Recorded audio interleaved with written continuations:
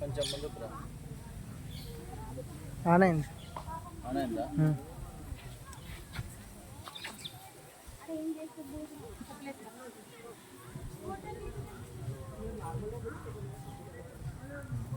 దేవుని పరిశుద్ధ నామమునకు స్తోత్రం కలుగును గాక.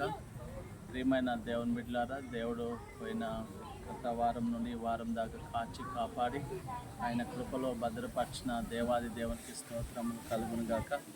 పరిశుద్ధ గ్రంథంలో నుండి ఎపిసీలకు రాసిన పత్రిక 5వ అధ్యాయము 15వ వచనంలో రాయబడి ఉన్నది. దినములు చెడ్డవి గనక మీరు సమయమును పోనీక సద్వినియోగము చేసుకొనుచు అజ్ఞానుల వల్లే కాక జ్ఞానుల వల్లే నడుచుకోవాలని దేవుని వాక్యం సెలవిస్తున్నారు. ప్రియమైన దేవుని బిడ్డలారా, సమయం ఎంతో విలువైనది.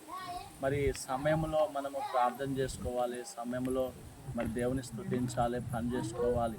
కాబట్టి సమయము చాలా విలువైనది. కాబట్టి ఆ యొక్క పౌలు భక్తుడు ఈ పత్రిక రాసి ఉన్నాడు. కాబట్టి ప్రియమైన దేవుని బిడ్డలారా, దేవునికి ఈరోజు సమయం ఇయ్యక మరి అనేకమైన శోధనలలో ఉంటున్నామేమో.